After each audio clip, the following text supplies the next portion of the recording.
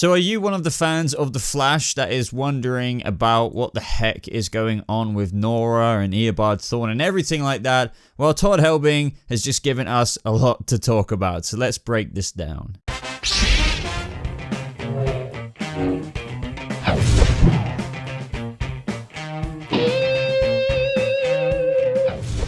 What is up, Flash fans? Welcome to a brand new Flash video. Now, today's video is going to be me breaking down a few comments or questions that Todd Helbing was asked from Entertainment Weekly. Now, this interview does give us quite a bit of insight, and it was posted a little while ago, so I'm a little bit late with it, but either way, I feel it really interesting to talk about. So if you're really interested in the whole Nora and how she was introduced and what she has to do with Eobard Thawne, her relationship with him, and what it could mean, be sure to grab a coffee or whatever and sit back and relax and let's discuss this. So, beginning with the first question, and that is from Entertainment Weekly asking, first, is this the first version of Thawne that escaped at the end of Crisis on Earth X? And Todd Helbing says, yeah, so he escaped from Crisis and then at some point went to the future and got put into Ironheights. Now, it does and doesn't make sense, because this technically, and what I love about it most, is the fact that this is the Eobard Thawne from the end of Season 1. Like, although he technically got erased from existence, he still, found a way to be alive. The Reverse Flash will always have a hand in being alive in one way or another. But what excites me is that it makes it mean a lot more to me. It's not just some random version of Eobard Thawne that is very early or something like that. This is the one from the Season 1 storyline. By the way, guys, as I read out each question and then give my thoughts on the answers, I would love to hear your thoughts as well on each answer, or maybe just pick your favorite answer to comment about in the comment section down below. So the question number 2 is this something you've been planning since Nora was first introduced in Crisis last year? And Todd Helbing says, we wanted to do the Nora thing all last year, obviously, and then have her be a big part of Season 5. We had, actually, a wildly different version of Season 5 at the midpoint of last season.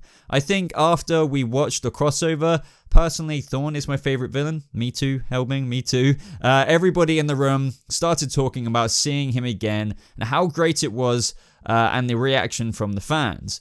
We just thought we should figure out a way that we could weave him into Season 5, and once we start talking to him, the dam broke open and we figured out a pretty cool way to do it, and that is, as of what we know right now, obviously Nora ran to 2049 to go to Ironheights and visit Eobard Thawne, and we're just at the beginning of the dam, breaking down in the writer's room and all those, ideas coming out, and we're going to see over the back half of the season when it returns in January. But the interesting thing to take out of this second question from the Entertainment Weekly interview is the fact that they actually had a wildly different version of Season 5 around the midpoint of Season 4. So I wonder what that could have been. Does this mean that they thought maybe they were going to introduce the Reverse Flash a lot earlier? Or were they thinking possibly that Cicada was going to be a whole season-long villain? And that still might be the case right now, but you have to think, with the fact that they introduced Eobard Thawne in, he might very well end up escaping. I mean, it would be very disappointing if he was just sat there and, all of this didn't benefit him at all. I think we can all safely assume what he's doing with Nora will 100% benefit him. But yeah, very, very interesting that they had a quite literally quote unquote, wildly different version of Season 5. Wildly different than what we're getting right now. I would love to know what that original script or outline for the Season 5 plot would have been. And let me know what you think it could have been. But moving on to the next question. What should the audience take away from this final scene? That Thawne is the one that sent Nora back to the present? Some of the stuff I want everybody to get in the moment. But I would say that he has been instructing her in different ways. You'll really get to see the relationship moving forward in the back half of the season. So, fairly simple question and answer here. He says Thawne has definitely been instructing Nora in different ways. Well, that's not hard to imagine. What could that be? None other than her speed. I believe Nora when she said that she, relative to her time, found out that she even got her powers 6 months ago. So in that time, you'd have to think that, think about it. Barry had to be taught how to time travel and everything like that. And what I found really ironic here, sure, Nora's getting taught by her father a little bit, now she's back in time. But Barry Allen and his daughter, Nora Allen here, were both trained by Eobard Thawne. I just find that such a irony kind of thing because, Eobard Thawne was such a big fan of The Flash. Anyway, Todd Helbing says at the very end there, you'll really get to see the relationship moving forward in the back half of the season. Of course we will. That is one of the big things we're hyped about. I'm really loving this season. I'm just so looking forward to seeing Nora and Eobard Thawneus, and just their relationship, I guess, and what that's going to mean for when Team Flash finally found out. But anyway, next question. How would you describe their relationship? Just kind of what we were talking about. Helbing replies saying, I would describe it as he's her coach. One of the questions we've had all season is how Nora learned to use her speed. Well, we just talked about this. Is this scene supposed to answer that question? In episode 10, we give the audience the information as to how they're working together. So, yep, another self-explanatory thing there. At the beginning of the season, I saw a theory that Thawne was behind Nora's arrival. Were you aware that people started guessing that so early on? And if so, did that surprise you? Well, Helbing's reply is quite interesting. No, I think the audience is pretty smart. In the first half of the season, there's a lot of little Thawne references. Even in the premiere, when Barry is recounting the first Speed Force speech that he got from Thawne, and we flash to him. And by the way, I really, really like that scene. I think we all knew exactly what was going on there, maybe a little bit of foreshadowing. But anyway, Helbing continues to say, I wasn't really surprised, but I was surprised by one section about what I read. It's one of those things that just because the people in the audience aren't in the writer's room, our version is always different, and it's just depending on the degrees of difference that they get. I think there are parts of it that people cue into every season, but it's kind of, impossible for somebody to nail it exactly right. So I think he's just, talking about a lot of us there, on whether it's on Reddit or just a fandom in general or YouTube theories or whatever. The audience is smart. The Flash isn't necessarily a simple show, but it doesn't take, all the imagination in the world sometimes to figure out, like a lot of us knew already, that it would likely be Thawne, instructing Nora or working with Nora. I mean, from the end of The Flash Season 5, Episode 1, there are theory videos from there on out about, is Nora working with Reverse Flash? And I even have one up myself from around about that time. What he goes on to say is that it's kind of impossible for somebody to nail it exactly right. 100% agree. There are factors that we all think like, obviously Nora's working with the Reverse Flash, but there's no way we're going to nail down exactly the fallout of what happens there. And that's what I like about it. That's what makes speculating and theorizing and everything on the internet a fun thing, and that isn't damaging to the show, unless you publish leaks, I guess. But, we're only encouraging the hype of the show. We're hyping up each and one another up. But also, we're not going to nail it exactly right, so there's still a little bit of a surprise in there. So, cool little question and answer there. Next question, was Cicada part of Thawne's plan all along? There's also that moment of recognition when Nora mentions Cicada when she and Barry return to the flashback episode. Todd Helbing says, let me see how much of this I can answer. Cicada always existed, but like we explained, not that version of Cicada. And we all know that, right? So the reason for that is going to play into the back half of the season. Now, I definitely think there, he's 100% insinuating that reason has got to be a part of Thawne's plan. Because that was a question he was asked. I mean, it could and couldn't be. So, he's not stating that at all. But it does, I don't know, I feel like infer slightly that. And we got that explanation, from Sherlock Wells this season, that because Nora changed the trajectory of the satellite, it hit someone else in the original timeline, just like how Sherlock caught all the other cicadas, it was somebody else, David Hirsch. But, you have to think, since Nora's plan was to do that, where does that come from? none other than Eobard Thawne, and yes, that's not really his name, but I can't help but add a twist on it. But yeah, I think, Cicada is a part of it. It's got to do with something, with Thawne's plan in meddling with the timeline and how it could possibly benefit him. But as always, guys, I want to encourage you to add your thoughts on this down in those comments. Next question, Team Flash failed to defeat Cicada in the episode. How does this latest confrontation affect Cicada's plan for the rest of the season? Now he's on the hunt and they know who he is, CCPD is brought into the fold. So he's a wanted man. I'll just say that this is sort of our Act 2. As you start to understand more of the Thawne relationship with Nora, you're going to see how everything starts to play out with Cicada. He's really under the gun here, so his time to do what he wants to do is running out. And that excites me because, yeah, naturally his targeting system in his brain's like, oh crap, Team Flash, they're on my ass now, so I need to, maybe navigate my target system over to them a little bit. But, his time is running out, so shit's going to get real faster in the back half of the season. And I find it very interesting that he says, as you start to understand the more of the Thawne relationship with Nora, you're going to see how everything starts to play out with Cicada. Once again, you can 100% say that he's literally linking those three together. Thawne, Nora, Cicada. It's all a part of the plan, guys. It's all a part of the plan.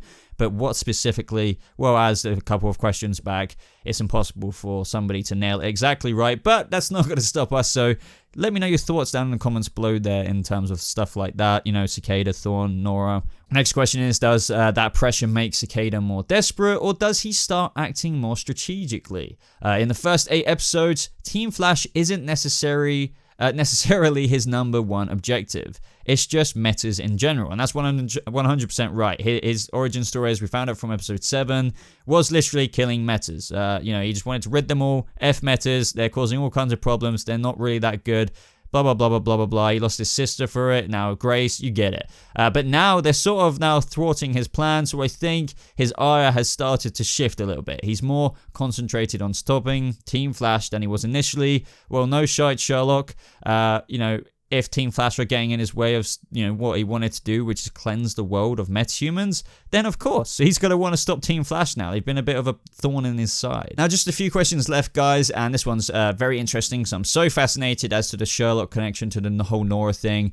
Sherlock is getting closer to figuring out what's going on with Nora. Can you tease what we can expect from that part of the story? Now, I wish he would have referenced as to why a scene, the whole synopsis teaser got cut, how Sherlock was meant to go to Iris to confront his concerns about Nora. Didn't happen. But anyway, Todd Helbing says that from the first episode that he appeared, he knew that something was wrong with her story, and just being a detective, he looks at everything as a mystery. He started slowly to put the pieces together. He's going to run into a couple of roadblocks. One episode that I'm really excited about is that you get to see one of his wives come back, which is really fun. Everything is a mystery to him, including love, so he's trying to solve all of this, but he starts to slowly decipher what it is about Nora's story that doesn't make any sense and how these pieces are starting to fit together. And then it's all going to come to a head. Now, the thing about this, guys, so prepare yourself for this to not happen for a few episodes, because not only does this tease that, he's going to hit a couple of roadblocks, we're going to get a bit of Sherlock backstory in terms of his wives. Really excited for that, don't get me wrong. But even Brian Gustin said at the Flash 100th episode celebration-y kind of thing, where they had a few interviews, I think they were filming episode 13 around the time, and that still hadn't come to a head, like Fallout-wise for them then. So I think, we might be waiting to around that time for that to happen. So we've got a couple of episodes or so.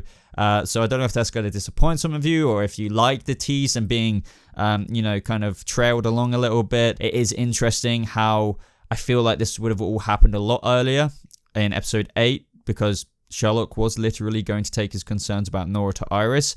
So would this have happened all the way to episode 13 if that scene would have been included? I don't know, but either way, they obviously decided to take it out for a reason. Next question. What can we expect from one of his ex-wives returning to his life? It's just the fact that he married 5 women 7 times. You get to learn why, you get to learn who these women are, you get to learn why every marriage fails miserably, and you get to see this little mystery that he's been unable to solve his whole life. You sort of start to feel for the guy. And I like Sherlock Wells, so I'm really looking forward to seeing about this, side of his life, why his marriage has failed and everything like that. So let me know if you guys are excited for this as well. I'm wondering if any of his wives are going to be familiar characters from the multiverse, since they would be from different Earths, so I'm guessing. So moving swiftly on, how does this journey to the past impact Nora's relationship with her parents going forward? The great thing about sci-fi is you always get to tell familiar stories, but with a twist. So having your child return and get to know you as an adult and not experience parenthood in the same way as most people, it was a lot of fun for us. As a parent, you don't necessarily want your kids to know everything about you when you were younger, or what you went through when you were starting out. Especially not when you're a speedster and you've gone through some of these things that Barry has gone through. I think your natural inclination is to protect your children from some of this stuff. So exposing Nora to the fact that S.T.A.R was really this bad version of yourself. Barry obviously doesn't know that she knows Thawne already. Introducing her to this evil person that's been such a big influence in his life. There's no way that she can't get a completely different viewpoint of her dad after that experience. Ultimately, it's going to bring them together. That scene outside of the Allen house sort of sums it all up for me. The look on Nora's face when she sees Barry watching, because he knows what's going to happen, to his parents. That way that Jessica played that, I think, was just perfect. But yeah, I think she just has a really complete picture of who her father is. And that was, that moment in the episode. I've both heard Tom Cavanaugh talk about it as well at the 100th episode celebrations. Was a really beautiful scene outside Barry's house when he was a kid, and he was like, and she was just like, "Come on, old man," and then they started running together. That was honestly such a good scene. Now lastly, guys, I know it's been a bit of a longer video, but there's a lot of questions, a lot of reading, and a lot of my opinions, so I hope you're still around at this point. So was there anyone you wanted to bring back for the 100th that you weren't able to?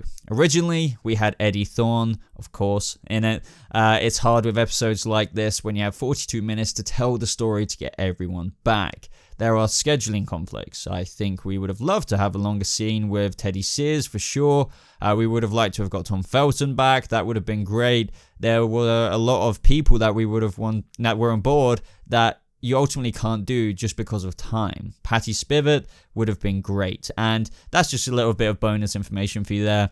No surprise really actually that they wanted Eddie Thawne back. But other than that, guys, just other people like Tom Felton coming back, Patty Spivot, that would have been cool. But other than that, guys, I hope you enjoyed this video, and I hope it kind of maybe opened up your mind's flash eye to kind of just think about what could be going on with Nora and how it's related to the Cicada situation. What does Thawne get out of this? How is this going to be explored further into the back half of the season?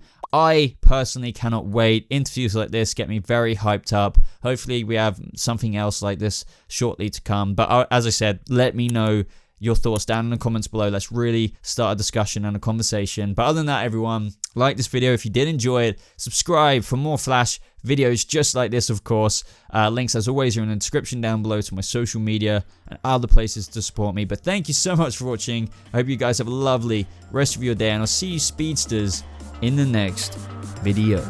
Goodbye.